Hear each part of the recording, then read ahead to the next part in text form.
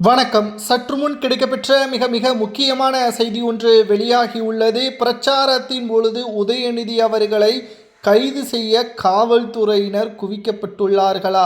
நண்பர்களே, இந்த வீடியோவிற்கு ஒரே ஒரு லைக் மட்டும் சப்ஸ்கிரைப் பண்ணிருங்க. எடப்பாடி பழனிசாமி அவர்களை கடுமையான முறையில் தரைக்குறைவாக விமர்சனம் செய்ததாக தற்பொழுது அதிமுகவை சார்ந்த மிக முக்கியமான நிர்வாகிகள் உதயநிதியின் மீது புகார் ஒன்றை தொடுத்துள்ளனர். மேலும் உதயநிதி அவர்கள் பிரச்சாரம் என்பது குறிப்பிட்ட சில மணி நேரங்கள்தான் அவர் பிரச்சாரம் செய்ய வேண்டும்.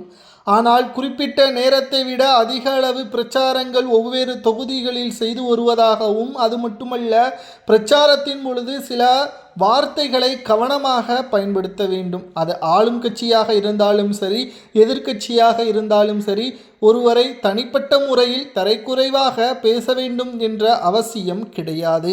ஆனால் கலைஞர் செய்யாததையா எடப்பாடி செய்துவிட்டார் என்ற கேள்விகளை நம்மால் கேட்க முடிகிறதல்லவா? எடப்பாடி பழனிசாமி அவர்கள் 4 ஆண்டுகள் சிறப்பான ஆட்சியை கொடுத்தார். கொரோனா காலகட்டத்தின் பொழுது இளைஞர்கள் மனக்கவலைகளில், பள்ளி தேர்வுகளில் தோல்வியடைந்து விடுவோமோ என்ற அச்சத்தில் இருந்த பொழுது அனைவரும் ஆல் பாஸ் என்று எடப்பாடி அறிவித்தது ஒட்டுமொத்த இளைஞர்களது வாழ்வாதாரத்தையும் மேம்படுத்தியது. ஆனால் உதயநிதி அவர்கள் ஒரே ஒரு வார்த்தையை மட்டும்தான் மீண்டும் மீண்டும் கூறி வருகிறார். அதை தவிர வேறு எதையுமே எடப்பாடியின் ஆட்சியில் குற்றத்தை கண்டுபிடிக்க முடியவில்லை. சசிகலாவின் காலில் விழுந்தவர்தான் எடப்பாடி என்று கூறுகிறார். அது உண்மைதான். ஆனால் சசிகலாவின் காலில் விழுந்ததை தவிர எடப்பாடி என்ன தவறு செய்தார்? அவரது 4 ஆண்டுகளில் ஏதேனும் குற்றங்களை உங்களால் கண்டுபிடிக்க முடியுமா என்ற கேள்விகளையும் தற்பொழுது அதிமுகவின் தொண்டர்களை நேரடியாக கேட்க ஆரம்பித்து விட்டார்கள். உதயநிதியின் வரம்பு மீறி இந்த பேச்சால் நிச்சயமாக புகார்கள் தொடுத்துள்ளோம்.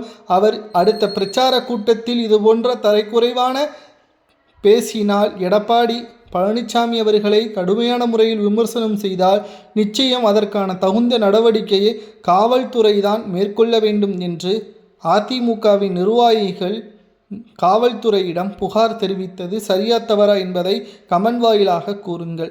அது மட்டுமல்ல, திமுக ஆட்சி அமைந்தால் நீட்டை ஒழிப்போம் என்று கூறினார் உதயநிதி. என்ன ஆனது? பால் விலை உயர்வு, மின்சார கட்டணம் உயர்வு, குறிப்பாக ஒட்டுமொத்த விவசாயிகள் தங்களது பாதுகாப்பாக இருக்கக்கூடிய அந்த நெற்களை கொள்முதல் செய்யக்கூடிய விலைவாசிகள், விவசாயிகளது வாழ்வாதாரத்தை திமுகவின் நிர்வாகிகள் ஒட்டுமொத்தமாக அராஜகம் செய்ததையும் நம்மால் பார்க்க முடிகிறது. இவ்வளவு மோசமான ஆட்சியை செய்து கொண்டு எடப்பாடி விமர்சனம் செய்வது தவறு என்று அதிமுகவின் நிர்வாகிகள் கூறி வருகிறார்.